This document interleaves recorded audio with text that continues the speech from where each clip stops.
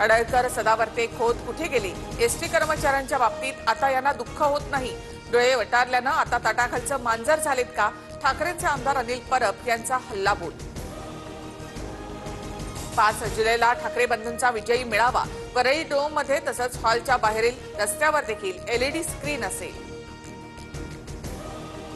हिम्मत असेल तर मर्दांसारखे निवडणुकीच्या रिंगणात या. मैदानामध्ये उतरण्याच्या आधीच रडणं सोडा. आशिष शेलार यांचं ठाकरे बंधूंना खुलं आव्हान.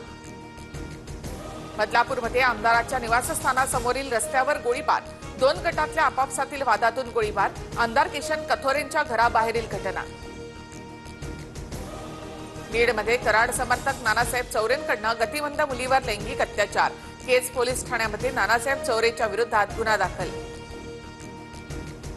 फॉक्सकॉन कंपनीकडनं शेकडो चीनी कर्मचाऱ्यांची गच्छंती. मागील 2 महिन्यात 300 कर्मचाऱ्यांना चीनमध्ये परत येण्याचे आदेश. भारतातील ॲपलच्या उत्पादन वाढीला मोठा फटका बसण्याची शक्यता.